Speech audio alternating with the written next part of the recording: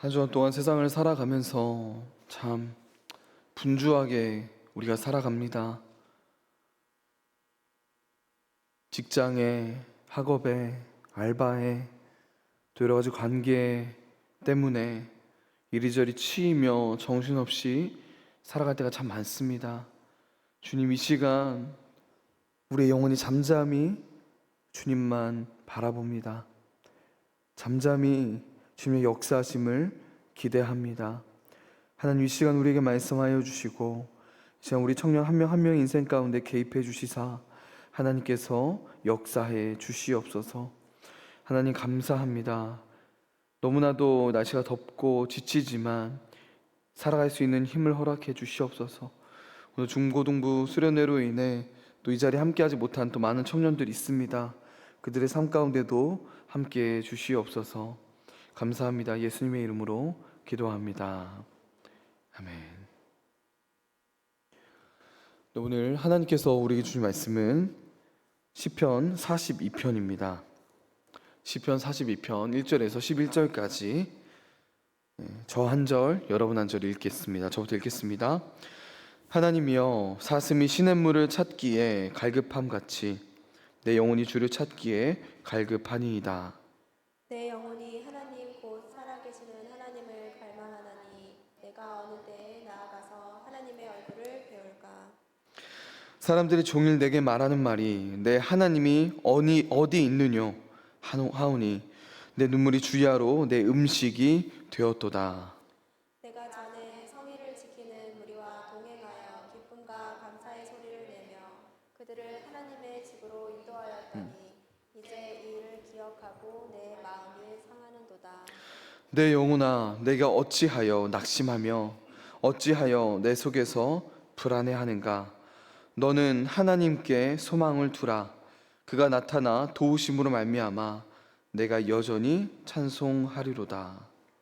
내 하나님이여, 내 영혼이 내 속에서 낙심이 되므로 내가 요단 땅과 헤르몬과 미살산에서 주를 기억하나이다.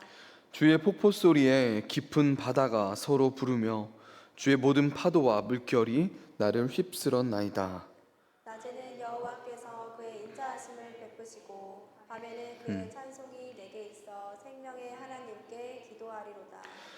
내 반석이신 하나님께 말하기를 어찌하여 나를 잊으셨나이까. 내가 어찌하여 원수의 압제로 말미암아 슬프게 다니나이까 하리로다.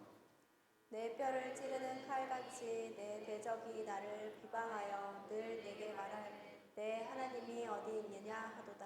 함께 읽겠습니다. 내 영혼아, 내가 어찌하여 낙심하며 어찌하여 내 속에서 불안해하는가. 너는 하나님께 소망을 두라. 그가 나타나 도우심으로 말미암아 내 하나님을 여전히 찬송하리로다. 아멘. 네, 여러분, 요즘 우울증으로 인해 힘들어하는 사람들이 참 많습니다. 한 10년 전까지만 해도요, 우울증이라는 개념이 그렇게 우리와 가까이 있지는 않았던 것 같아요. 그러나 지금은 대략 10명 중에 4명이 우울증이나 우울감에 시달리고 있을 정도로 우울증으로 힘들어하는 사람들이 참으로 많습니다. 또는 우울증까지는 아니더라도 삶의 여러 가지 이유로 인해 낙심하는 사람들이 굉장히 많이 있어요. 그런데 여러분, 이렇게 우울함에 빠지거나 낙심하는 사람들이 이렇게 많음에도 불구하고요, 오랫동안 교회 안에 그리스도인은 낙심하면 안 되지, 우울하면 안 되지라는 생각이 팽배했었습니다. 낙심하면, 우울하면 마치 성숙한 그리스도인이 아닌 것처럼 이야기되었어요. 그런데 여러분, 오늘 이 시편 말씀이 우리에게 주는 아주 중요한 사실이 있습니다. 그것은요, 하나님의 자녀들도 그리스도인도 낙심할 수 있다는 거예요. 다른 말로 우리들도 깊은 침체에 빠질 수 있다는 것입니다. 우리도 우울할 수 있다는 거예요. 기독교 역사상 정말 위대한 인물들이 많이 있는데요, 근데 여러분, 그들 가운데서도 우울증을 안고 살아간 사람들이 많다면 믿으시겠습니까? 종교개혁의 가장 중요한 인물 마틴 루터 다 들어보셨죠? 그 사람도 그랬고요. 마더 테레사도 그랬고요. 마틴 루터 킹 주니어 목사님도 모두 우울증을 앓고 살아갔습니다. 특히 기독교 역사상 가장 위대한 설교자로 불리는 사람이 있어요. 자랑스럽게도 우리 침례교 목사님인데요. 바로 찰스 스펄전이라는 목사님입니다. 영국의 목사님이에요. 그분의 삶을 잠시 들여다보겠습니다. 여러분, 이 목사님이 영국에서 목사님의 아들로 태어났어요. 1851년에 그는 굉장히 어린 나이입니다. 17살의 나이로 정식 목사의 직분을 얻게 됩니다. 그리고 설교를 시작했는데요. 정말 수많은 성도들이 이 목사님의 설교를 들으러 왔던 거예요. 결국 나중에 그는 설교의 황제라는 별명을 듣게 될 정도로 영향력이 있는 설교가가 되었습니다.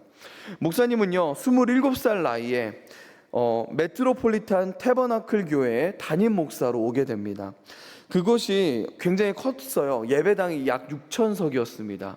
그런데 이 스펄전 목사님의 설교를 들으려고 몰려온 성도들을 다 받아들일 수 없었다고 합니다. 결국 강단에까지 올라오고요, 통로에 서서 예배드리는 사람들까지 약 1만 명의 사람들이 매주 모여 설교를 들었다고 해요. 그는 평생에 3,500여 편의 설교를 했고요, 지금까지도 그의 설교가 많은 그리스도인들에게 들려지고 있습니다. 그런데 여러분, 이렇게 위대한 설교자 스펄전 목사님도요, 역사상 가장 위대한 설교자라고 불리는 이 사람도 주기적으로 심한 우울증을 앓고 살았다면 믿으시겠습니까? 한 성도에게 목사님이 이렇게 편지를 쓴 적이 있습니다. 그 내용 중에 이런 내용이 있었어요. 나는 완전히 부서진 질그릇처럼 느껴집니다. 많은 밤을 자지 못하며 낮에도 눈물을 흘리며 지내고 있습니다. 여러분, 기독교 역사상 가장 위대한 설교자로 불리는 이 찰스 스펄전 목사님도 우울증에 시달렸습니다. 그런데 여러분, 그것이요, 가끔 우울감에 빠진 게 아니에요. 죽는 그날까지 평생을 우울증과 싸우며 살았다고 해요. 여러분, 이렇게 그리스도인도 낙심할 수 있습니다. 침체에 깊이 빠질 수 있다는 거예요. 오늘 말씀을 보시면 시편 기자도요, 우울감에 빠져 있다는 것을 확인할 수 있는데요, 어떤 단어들이 굉장히 많이 나옵니다. 3절을 보면 이렇게 말하고 있어요. 내 눈물이 주야로 내 음식이 되었도다. 얼마나 많은 눈물을 계속 흘렸으면 이 눈물이 나의 음식이 되었다라고 고백하겠습니까? 4절에 보니까 이렇게 말합니다. 내 마음이 상하는도다. 5절에서는요, 내가 낙심하며 불안해하는가. 6절에서는 내가 낙심이 되므로. 9절에서는 또 슬프게 내가 다니고 있다. 11절에서는 또 낙심하며 불안해하는가. 이렇게 시편 42편은요, 슬프고 우울한 단어들로 가득 차 있습니다. 아마 지금 이 시대의 심리학자들이나 정신의학자들이 이 시편 42편을 읽으면요, 아마도 이 시편 기자는 우울증 판정을 받을 가능성이 많을 것입니다. 적어도 너무 낙심해서 우울감에 빠져 있다고 판단할 거예요. 그렇다면 여러분, 시편 기자는 왜 이렇게까지 낙심했을까요? 왜 이렇게 우울감에 빠져 있었을까요? 성경책을 가지고 계신 분들은 한번 보시면 좋을 것 같아요. 시편 42편의 제목이 뭡니까? 이 시편 성경책을, 이게 거기 아마 안 나올 텐데 뭐로 써 있냐면 고라 자손의 마스길, 인도자를 따라 부르는 노래입니다. 고라 자손은요, 레위 지파예요. 레위 지파의 사람인데요, 레위 지파로서 성전에서 문지기와 찬양 인도자로 섬겼던 집안입니다. 그런데 여러분, 42편을 지은 고라 자손은 지금 성전에서 이 노래를 부르고 있는 게 아니에요. 어디에서 이 노래를 만들었냐 하면요, 그들은 아마도 포로로 잡혀가 있었던 것 같습니다. 포로의 신분으로서 이방 땅에서 성전을 너무나도 사모하면서 이 노래를 만들었던 것 같아요. 여러분, 왜 시편 기자가 낙심했습니까? 왜 이렇게까지 우울감에 빠져 있죠? 포로의 신분으로 이방 땅에 있었기 때문입니다. 그런데 이게 다가 아니었어요. 더 나아가 그 이방 땅의 원주민들이 밤낮으로 조롱했기 때문입니다. 뭐라고 조롱했을까요? 우리 3절과 10절을 함께 읽겠습니다. 3절 10절입니다. 3절부터 읽을게요. 시작.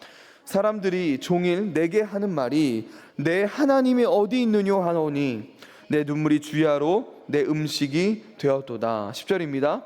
내 뼈를 찌르는 칼같이 내 제적이 나를 비방하여 늘 내게 말하기를 내 하나님이 어디 있느냐 하도다. 즉 그들이 이렇게 조롱한 거예요. 야, 너희들이 그렇게 자랑하던 하나님이라는 신이 지금 뭐 하는 거냐? 얼마나 힘이 없고 얼마나 무능한 존재면 너희들이 이렇게 포로로 와 있냐? 살아있기는 한 거냐? 라고 밤낮 조롱했다고 합니다. 그런데 여러분, 그것보다도 가슴이 아팠던 것은요, 저 이방인뿐만 아니라 이스라엘 같은 민족 가운데서도, 하나님의 백성 가운데서도 동일한 불만을 갖고 하나님을 조롱하는 사람들이 많았다는 거예요. 당연히 저 이방인들 조롱하는 게 당연하지 않습니까? 그런데 하나님의 백성들조차도 어떻게 하나님이 이럴 수 있습니까? 하나님이 정말 살아계시다면 이렇지 않을 것이다. 즉 하나님 어디 있냐? 하나님 다 죽었냐? 라고 계속 조롱했다는 거예요. 그래서 포로로 잡혀간 시편 기자는요, 밤낮으로 눈물을 흘렸던 것입니다.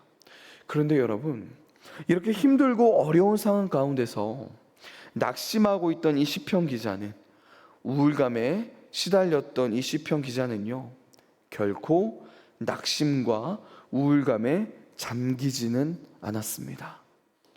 여러분, 낙심이 찾아와 마음을 흔들어 놓는 것은 죄가 아니에요. 당연한 것입니다.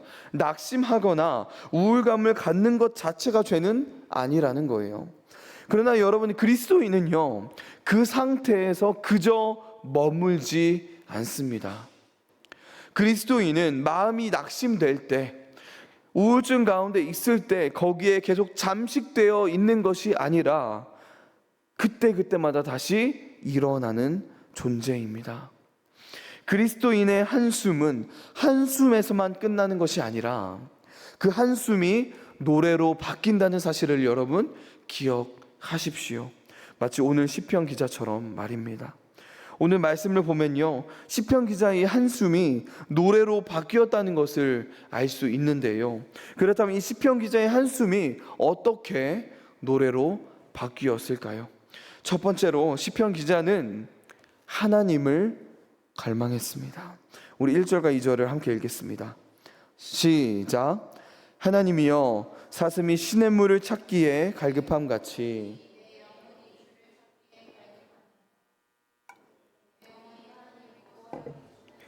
갈망하나니 내가 어느 때에 나아가서 하나님의 얼굴을 배울까. 아멘. 여러분, 시편에서는 유일하게 시편 기자의 모습을 동물과 지금 비유하고 있습니다. 사슴이 물을 찾아 광야를 헤매며 뛰어다녔는데 그럼에도 불구하고 힘을 다해 허헉거리며 찾지 못해서 목말라 하는 모습을 지금 이 시편 기자 자신이 하나님을 갈망하는 모습으로 비유하고 있습니다. 여러분, 성도들에게도 환난의 때가 있어요. 사슴이 보통 때에는 시냇물을 잘 찾죠, 그렇죠? 물을 쉽게 찾습니다. 그러나 매우 가물 때에는요, 시냇물을 찾지 못해 갈급해할 수밖에 없습니다. 이처럼 시편 기자는 평소에는 하나님과 교통하며 평안을 누렸거든요. 그런데 지금 환난 중에는 하나님의 도움을 받지 못하는 그런 상태에 있는 것입니다. 여러분, 여기서 중요한 것은요, 정말 놀라운 것은요, 이 시편 기자가 포로에서 해방되는 것을 갈망한 게 아니라는 거예요. 그는 하나님을 갈망했습니다.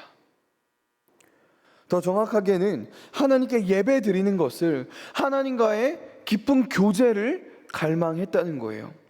사실 우리의 삶 가운데 환난이 찾아와 우리가 낙심할 때, 우울감이 찾아올 때 우리는 보통 무엇을 갈망하죠? 여러분 생각해 보세요. 상황과 환경이 나아지기를 갈망하지 않습니까? 어떠한 문제가 해결되기를 우리가 갈망하잖아요. 그렇지 않습니까? 그러나 이 시편 기자는요, 다른 그 무엇보다 먼저 하나님을 갈망했다는 거예요.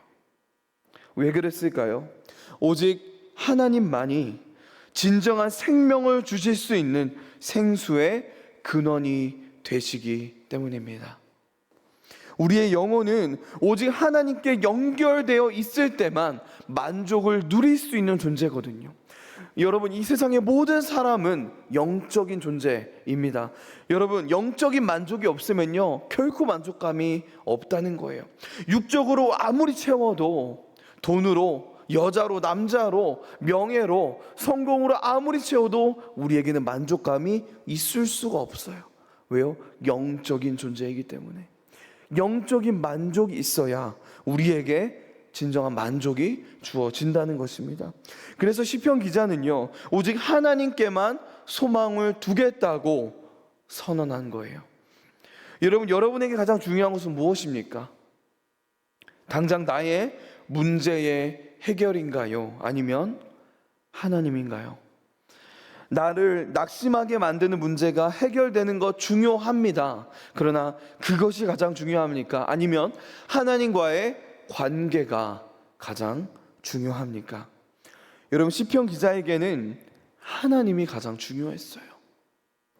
당장 내가 포로의 신세에서 벗어나는 것보다, 그걸 간절히 원했겠지만 그것보다 더 내가 지금 낙심하여 너무나도 우울하여 이렇게 엎드려져 있는 상태에서 벗어나는 것도 나의 갈망이겠지만 그것보다 내가 더 원하는 것 뭐라고요? 하나님이요. 하나님과의 관계, 하나님을 예배하는 것, 그것이 이 시편 기자에게 가장 중요했다는 것입니다. 그렇게 하나님을 갈망했을 때, 상황과 환경에서 하나님께 시선을 옮겼을 때 시편 기자의 한숨이 노래로 바뀌었습니다. 두 번째로 시편 기자는 과거를 기억했습니다. 뭘요 기억했다고요? 과거를 기억했어요. 우리 4절을 함께 읽겠습니다. 4절입니다. 시작. 내가 전에 성의를 지키는 자의 소리를 내며 그들을 하나님의 집으로 인도하였더니 이제 이 일을 기억하고 내 마음이 상하는도다. 아멘. 여러분, 시편 기자는 과거를 기억했습니다. 그가 하나님의 백성과 함께 하나님을 찬양하고 예배하며 감사했던 일을 기억한 거예요. 더 나아가 그는 분명히 하나님이 자신에게 어떤 하나님이셨는지를 기억했을 것입니다. 지금은 하나님이 침묵 가운데 있지만, 지금은 하나님이 얼굴을 가리고 계신 것 같이 느껴지지만, 그러나 분명히 하나님이 내게 어떤 하나님이셨는지를 기억하고 있다는 거예요. 여러분, 우리가 어떤 사람을 믿게 된다면 그 이유는 무엇입니까? 그 사람이 지금까지 믿을 만한 행동을 했기 때문이겠죠. 그렇죠? 지금까지 뭐 약속도 안 지키고 사기치고 막 그랬던 사람을 내가 어떻게 믿을 수 있겠습니까? 내가 그 사람을 신뢰한다면요, 그동안 신뢰할 만한 행동을 했기 때문일 것입니다. 그렇죠? 그 사람의 과거를 보니 거짓이 없이 진실하게 행했기 때문에 우리가 그 사람을 지금 믿을 수 있다는 거예요. 시편 기자가 과거를 기억한 이유가 바로 이것입니다. 과거에 하나님이 어떻게 일하셨는지, 하나님이 어떤 분이셨는지, 어떤 역사를 이루셨는지를 기억해 보면 지금 하나님이 어떤 분이신지를 분명히 알 수 있다는 거예요. 과거 시편 기자가 경험한 하나님은 어떤 하나님이었을까요? 변치 않는 신실하신 하나님이셨습니다. 반석이셨고요, 요새이셨고요, 구원자이셨습니다. 피할 바위셨고 약속을 반드시 지키는 신실한 분이셨습니다. 그럼 하나님은요, 지금도 그런 하나님이라는 거예요. 여러분, 혹시 하나님에 대한, 하나님의 말씀에 대한 불신이 생길 때가 있습니까? 혹시 하나님의 약속이 이루어지지 않을 것이라는 두려움이 여러분 가운데 있습니까? 그럴 때 과거를 기억하십시오. 그동안 하나님께서 친히 행하신 일들을 기억하세요. 여러분의 삶 가운데 크고 작은 하나님의 놀라운 일들을 행하시지 않았습니까? 그것을 기억하라는 거예요. 그동안 하나님께서 친히 보여주신 그분의 인격, 성품, 그 능력을 기억할 때 하나님을 향한 믿음과 신뢰가 더 커질 수밖에 없다는 것입니다. 여러분 잊지 마세요. 이 온 우주를 말씀으로 창조하신 하나님이 바로 지금 나와 함께 하시는 하나님이십니다. 창세기 1장에서 말씀으로 세상을 창조하신 그 하나님이 지금 나와 함께 하시는 하나님이라고요. 과거 홍해를 갈라 이스라엘 백성을 건너가게 하셨던 그 하나님이 바로 지금 나와 함께 하시는 하나님입니다. 과거 광야에서 구름 기둥과 불 기둥으로 이스라엘 백성들을 인도하시고 보호하셨던 하나님이 바로 지금 나와 함께 하시는 하나님이라고요. 과거 다니엘을 사자굴에서 건져내신 하나님이 누구의 하나님이라고요? 바로 지금 나의 하나님이라는 것입니다. 여러분, 과거의 믿음의 선조들의 삶 가운데 역사하셨던 그 하나님은요, 동일한 방식으로 우리의 삶 가운데 역사하실 거라는 사실을 여러분 기억하시기 바랍니다. 여러분 기억하세요. 여러분에게 사랑과 은혜를 부어주셨던 그 하나님은 여전히 그렇게 일하시고요, 앞으로도 그렇게 일하실 것입니다. 잠시 구름이 가리었다고 해가 사라진 것은 아닙니다. 잠시 구름이 가리었다고 달이 사라진 게 아니라는 거예요. 이렇게 시편 기자가 과거를 기억할 때 그의 한숨이 노래로 바뀌기 시작했습니다. 세 번째로 시편 기자는 자신의 마음을 아버지께 쏟아 놓았습니다. 뭐라고요? 아버지께 자신의 마음을 쏟아 놓았어요. 적지 않은 경우로 정말 낙심에 빠진 많은 사람들이요, 마음을 잘 나누지 않는 것을 봅니다. 혼자 그 아픔과 걱정과 근심을 짊어지고 끙끙거리며 살아가는 사람들이 정말 많아요. 그렇지 않습니까? 여러분, 여러분이 가지고 있는 걱정과 근심, 어려움과 그 환난, 그 모든 것들을 여러분 마음에 가두어 두지 마시기 바랍니다. 여러분, 그러면 썩어 문드러질 뿐이에요. 여러분의 마음을 하나님께 쏟아 놓으십시오. 예수님도요, 십자가를 지시기던 겟세마네 동산에서 하나님 아버지께 막 쏟아 부으시지 않았습니까? 모든 것을 쏟아 부으셨어요. 숨김없이 모든 나의 감정과 아픔과 걱정, 근심을 아버지께 쏟아 놓으셨다고요. 하다못해 예수님도 그렇게 하셨다면 여러분, 저와 여러분도 그렇게 해야 하지 않겠습니까? 여러분, 이렇게 시편 기자가 자신의 아픔과 감정을 숨기지 않고 하나님 아버지께 모두 쏘아 놓았을 때 그의 한숨이 노래로 바뀌기 시작했습니다. 그런데 여러분, 아직 너무나도 중요한 게 하나 남아 있어요. 시편 기자의 한숨이 어떻게 노래로 바뀌었습니까? 마지막으로 시편 기자는 자기 자신에게 설교했습니다. 뭐라고요? 자기 자신에게 설교했습니다. 우리 11절을 함께 읽겠습니다. 11절 시작. 내 영혼아, 내가 어찌하여 낙심하며 어찌하여 내 속에서 불안해하는가? 너는 하나님께 소망을 두라. 나는 그가 나타나 도우심으로 말미암아 내 하나님을 여전히 찬송하리로다. 아멘. 5절에서도 같은 선포가 있었죠. 여러분, 이게 누구의 외침입니까? 시편 기자의 외침이에요. 그렇죠? 시편 기자의 선포입니다. 그런데 지금 누구에게 선포하고 있죠? 시편 기자가 누구에게 하고 있어요? 시편 기자의 영혼에게 하고 있습니다. 자기 자신에게 선포하고 있는 거예요. 나에게. 이 말은요, 다른 말로 이렇게 표현할 수 있습니다. 내 영혼아, 운구야, 네가 왜 이렇게 낙심하고 있니? 왜 이렇게 불안해? 너는 낙심하고 불안해야 할 이유가 하나도 없어. 하나님이 너의 하나님이야. 하나님이 살아계시지 않아. 두려워하지 마. 하나님께 소망을 두어 하나님을 바라봐. 이렇게 말하고 있는 거예요. 여러분, 이것은요 자기 암시가 아닙니다. 뭐 긍정의 힘, 자기 암시 이런 게 아니에요. 하루에 일어나서 거울을 보면서 넌 할 수 있다, 너는 이런 사람이야, 이런 얘기를 하는 게 아닙니다. 이것은 설교예요. 선포입니다. 하나님의 진리를 분명하게 누구에게? 나의 영혼에게, 나 전웅구에게 선포하는 거예요. 시편 기자는 이렇게 자기 자신에게 선포했습니다. 자기 영혼에게 설교했다고요. 여러분, 우리는요 나의 자아가 우리에게 말을 걸게 하지 말고 우리가 자아에게 말을 걸게 해야 합니다. 여러분, 우리의 감정과 자아가 나에게 말을 걸게 하면 안 돼요. 내가 나에게, 나의 자아에게, 나의 감정에게 말을 걸어야 합니다. 여러분, 왜 그럴까요? 왜냐하면 우리는 너무나도 쉽게 나의 감정과 상황과 환경에 좌지우지 되기 때문입니다. 우리가 낙심할 때, 우울감이 찾아올 때 가장 큰 문제점은요 자아가 우리에게 말하는 것을 우리가 계속 듣고 있다는 거예요. 대부분의 경우가 그렇다는 겁니다. 여러분, 우리는 스멀스멀 올라오는 불안과 염려, 불평과 불신앙의 목소리에 귀 기울이면 안 된다는 거예요. 우리는 우리 자신을 향해 계속해서 말해야 됩니다. 하나님에 대해 말해야 돼요. 하나님을 계속해서 우리 영혼에게 상기시켜야 한다는 것입니다.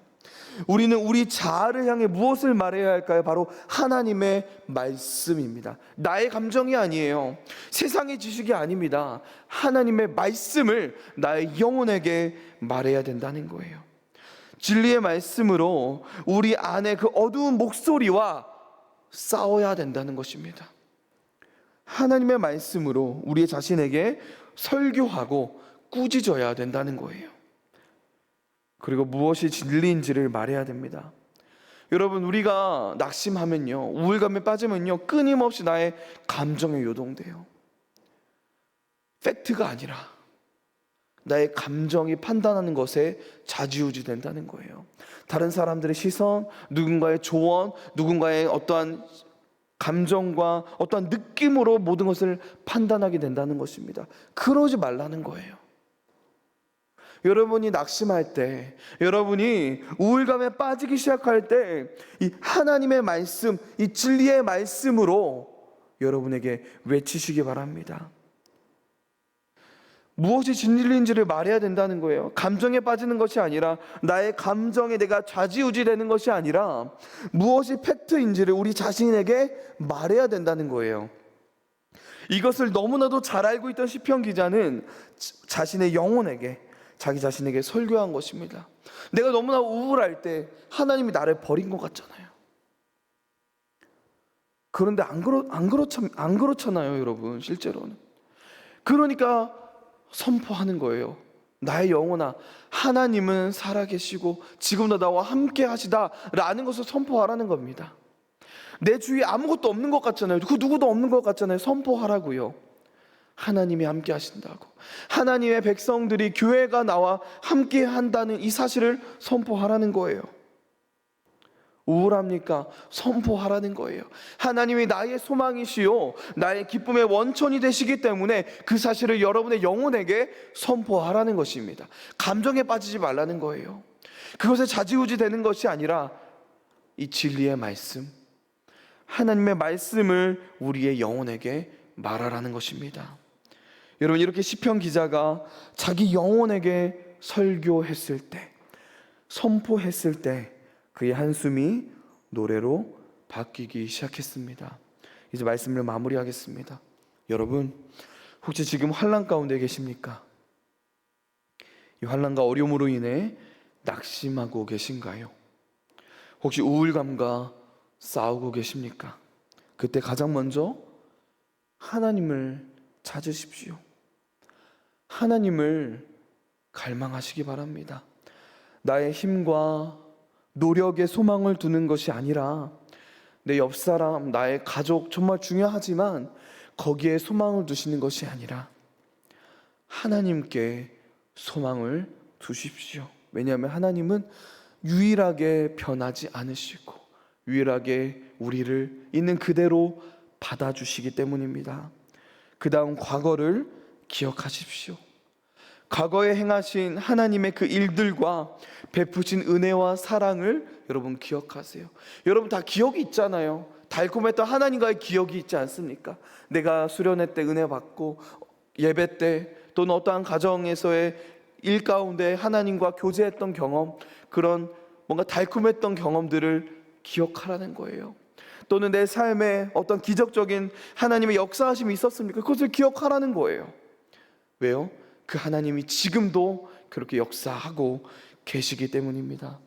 더 나아가 여러분, 여러분의 문제와 감정과 아픈 그 모든 것을 마음에 담아두지 마세요. 마음에 담아두지 마시고 어떤 상담사에게 가기 이전에 하나님께 다 쏟아내십시오. 여러분의 고통, 걱정, 고민, 근심, 그 모든 짜증과 모든 불평들을 가지고 하나님께 나아가라고요. 나의 하나님이신 아버지, 그분은요 모두 들어주시는 분입니다. 그리고 매 순간 여러분의 영혼에게, 여러분 자신에게 설교하십시오. 자신의 감정과 상황과 환경에 빠져 좌지우지 되는 것이 아니라 하나님의 진리의 말씀을 선포하며 나에게 선포하며 그 진리 위에 서야 합니다. 여러분, 오늘 시편 기자는 환난 가운데 낙심했습니다. 우울했어요. 우울한 감정에 사로잡혔었습니다. 그럼 그가 어떻게 자신의 영혼에게 선포했습니까? 우리 11절을 다시 한번 함께 나의 영혼에게 선포하는 마음으로, 나 전웅구에게, 성은상에게, 이채연에게, 나에게 선포하는 마음으로 함께 선포했으면 좋겠습니다. 함께 선포하겠습니다. 시작. 내 영혼아, 내가 어찌하여 낙심하며 어찌하여 내 속에서 불안해하는가? 너는 하나님께 소망을 두라. 나는 그가 나타나 도우심으로 말미암아 내 하나님을 여전히 찬송하리로다. 아멘. 여러분, 내가 낙심하고 우울감에 빠지는 것의 원인이 불신앙일 때가 많다는 사실을 기억하시기 바랍니다. 누구에 대한 불신앙이요? 하나님이요. 내가 하나님을 믿지 않고 하나님을 신뢰하지 않고 하나님을 의지하지 않기에 낙심이 될 때가 참 많습니다. 그래서 시편 기자가 계속 너는 하나님께 소망을 두라고 자신에게 선포한 거예요.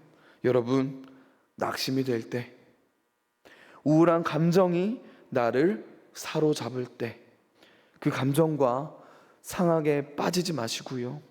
오직 하나님을 갈망하고 하나님만 바라보며 하나님께 소망을 두는 저와 여러분 되길 소망합니다. 아멘. 우리 함께 기도하기 전 이 찬양을 불러